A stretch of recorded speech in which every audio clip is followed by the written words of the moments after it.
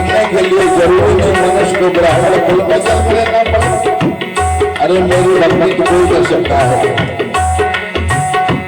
क्या शिवली ब्राह्मणी थी जिसने राम जी को बांध दिया?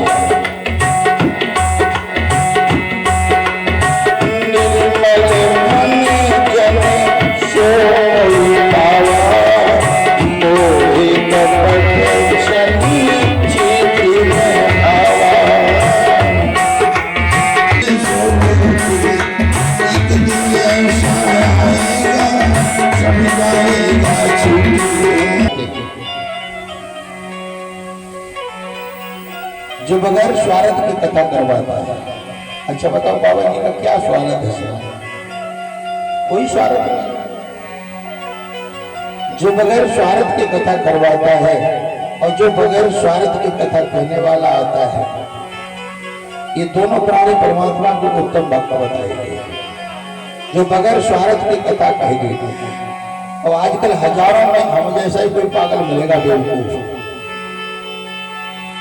हमें कोई स्वार्थ नहीं है।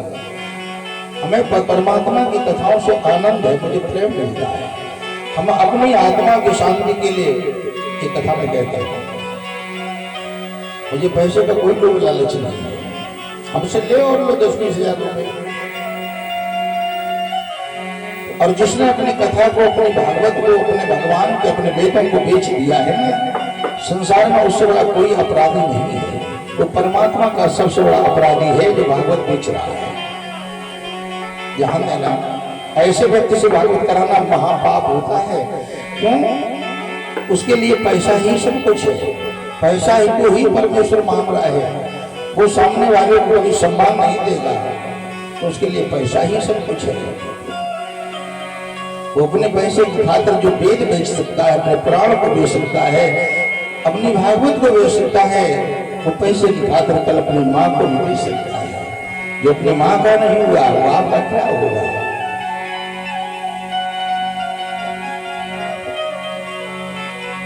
तो दुख में को है नहीं, सुख में दे सब साथ। सुख दुख में जो सब है उनको जोड़ो हाथ। परीक्षित जी तो भगवान से हाथ जोड़ के एक ही प्रार्थना करिए, अब प्रभु कृपा करो ये भागी, सब तक भजन करो दिन राती। अब प्रभु कृपा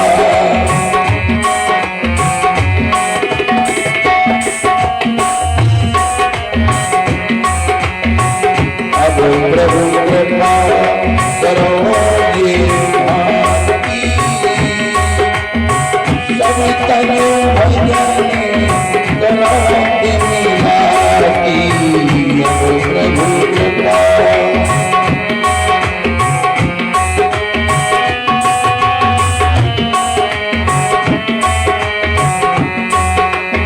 निजी अनुभव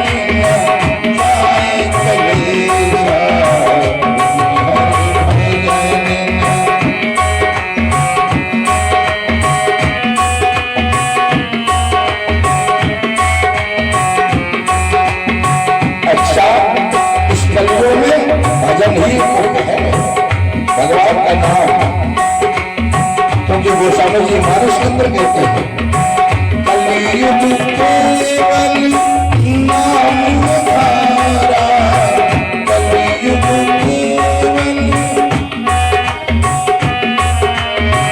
सुनी सुनी नवी बुद्धि नहीं पारा। कलयुग केवल नाम हमारा,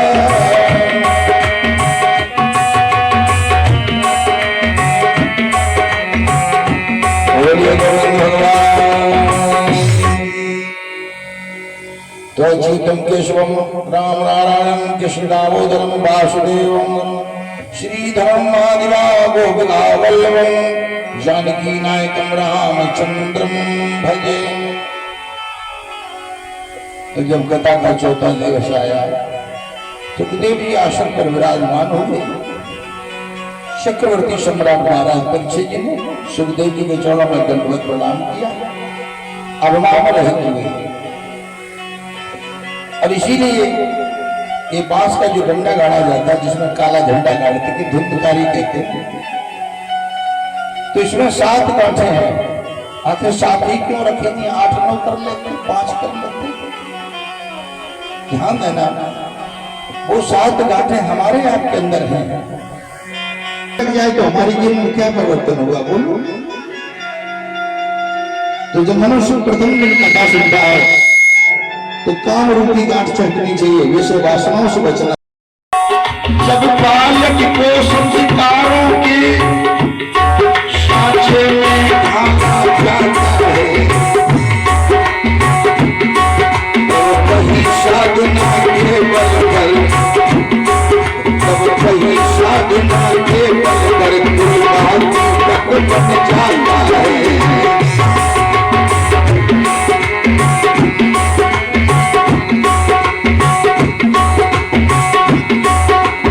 वही साधना के बल पर उनका दीपक जब जाता है, जब बालक को संस्कारों के सांचे में ढाला जाता है।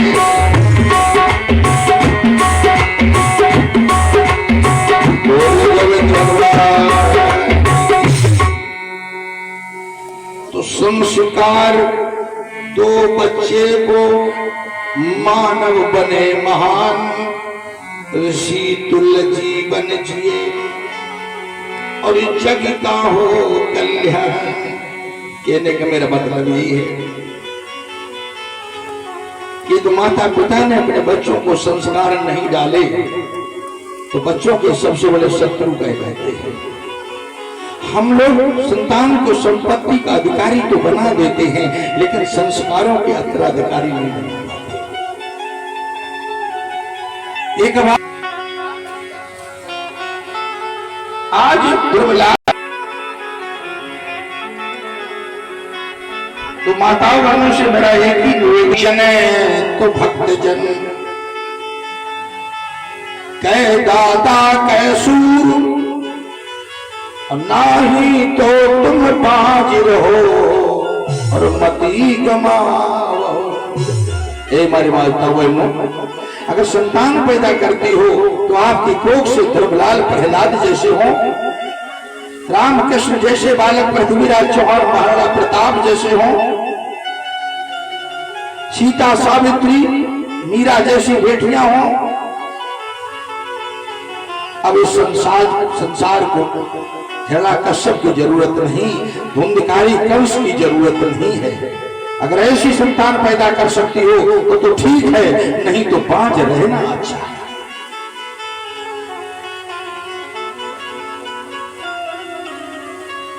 क्योंकि संस्कार बालक में कब डाले जाते हैं, ये कथा स्पष्ट करती है जब बालक गर्भ में होता है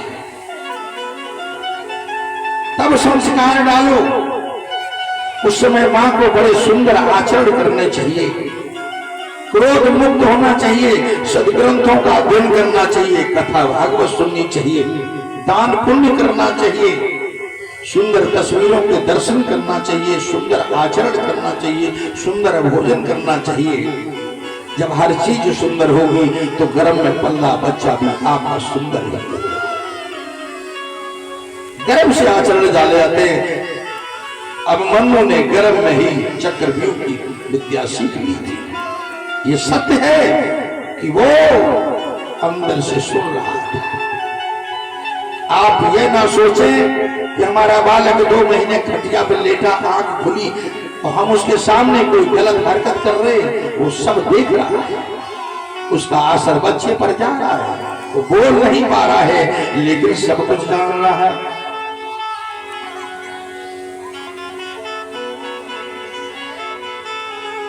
वो सब कुछ जान रहा है। राधा कृष्ण और अपने हाथ में पकड़ लो संकल्प। पंडित जी, पंडित जी, पंडित जी,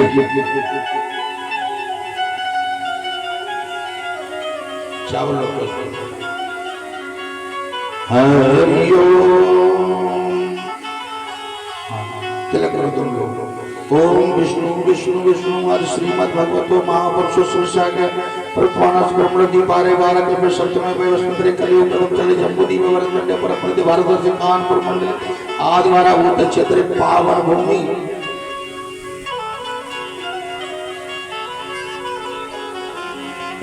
हजारा नगरे वैशाख मासे कृष्ण पक्षे रविवासरे सब पंडित थो श्रीमद् भागवत कथा श्रवण दान दक्षिणा वस्त्र उपवस्त्र मां सीता विवाह कन्यादान हेतु सुख समृद्धि धन धान समृद्धि हेतु इत संकल्प करस्यति।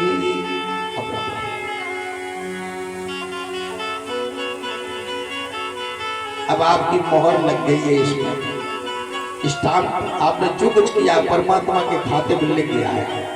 संकल्प के साथ दिया गया दान ही मान्य होता है, यानी भगवान को साक्षी मान करके आप जो कुछ कर रहे हो। इसीलिए कहा है कि हम आप कन्यादान में कथा भागवत में संत ब्राह्मण को जो दान करते हैं तो 1 रुपया क्यों लगाते हैं? 50 दे दो, 500 देते हैं, हजारों देते हैं, लेकिन 1 क्यों लगाते हैं? संसार में हमारे देवता तो अनेक हैं लेकिन ईश्वर एक है। ईश्वर नहीं 10-20-50 है, तो ईश्वर को साक्षी अवश्य मानना चाहिए। ईश्वर एक है, इसलिए ईश्वर को 1 रुपया अवश्य लगाओ। अगर आपने 1 लगा लिया तो परमात्मा बड़ा प्रसन्न होता है। वो कहता है कि दान दाता दान देते समय हमें याद रखना है।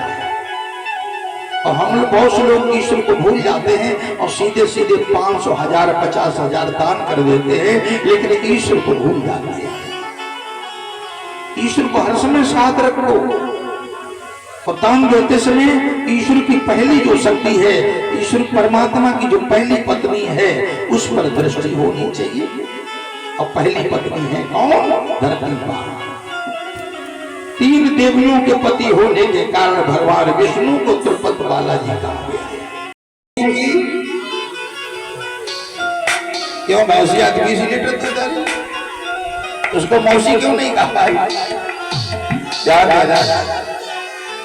गाय देवताओं की है, भैंस राक्षसों की है, दैत्यों की।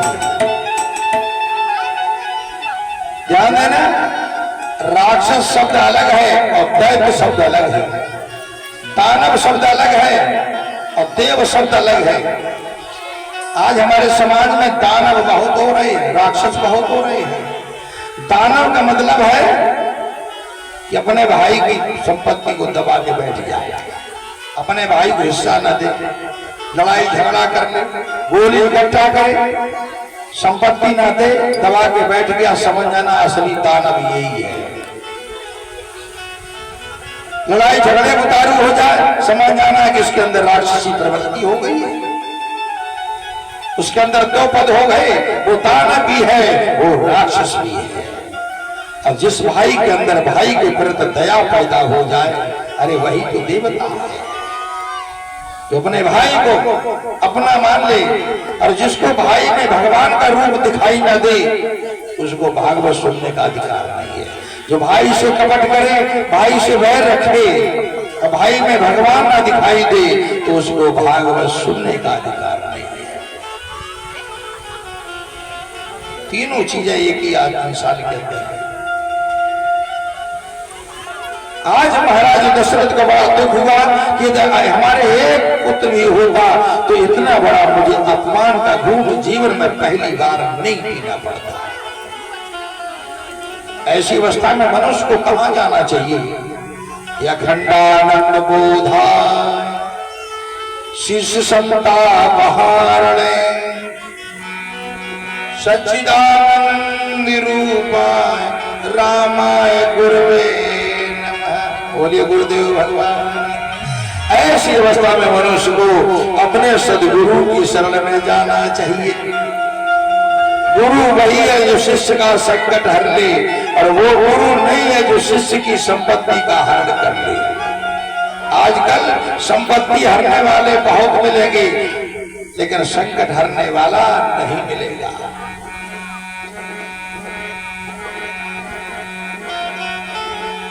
पहुंच गए दशरथ जी। एक बार भूपति मन माई, और भई गिलाने मोर सुखी लाई। एक बार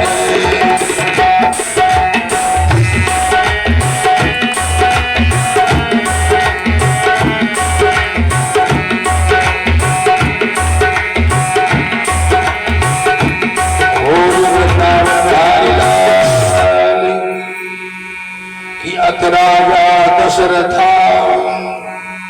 श्रीमान सत्यपरायण, अयोध्याधिपत वीरा, सर्वलोकेश विश्रुता।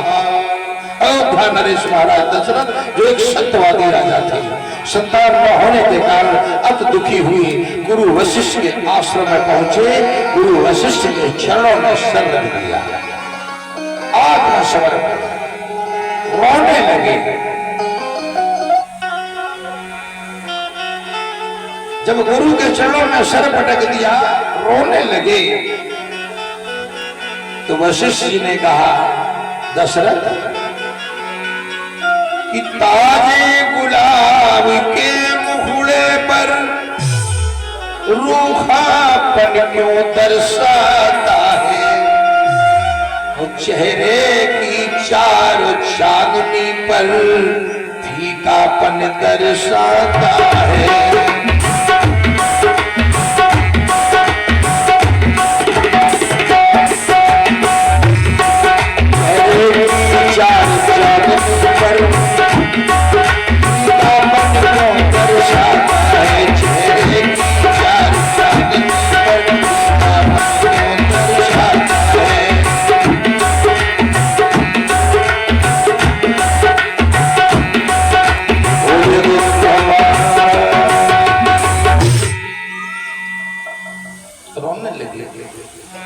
राजा दशरथ ने सब कुछ बताया कि गुरुजी आज हमारे एक भी बेटा होता तो मेरा अपमान नहीं होता। जीवन में पहली बार मेरा अपमान हुआ, क्या मेरे संतान नहीं होगी? उनका कौन क्यों नहीं होगी? कब होगी? धरो धीर है सुविचार। धरो धीर कहने लगे, धीर धरते धरते तो मेरी चौथी अवस्था लग गई, मेरे कानों के ऊपर बाल सफेद हो गए। धरो धीर, आप तो ये कहते थे धरो धीर, कब तक धीर धरो? भरोसा कर तू भगवान पर, तुझे धोखा नहीं होगा। भरोसा करो। अरे भरोसा करते करते गुरुजी हमारी उम्र 75 साल हो गई। धरो धीर, आप कहते धरो धीर, यहाँ धरो धीर हुए हैं सुतचारी, प्रभु मन विदिति भगति बिहारी। धरो धीर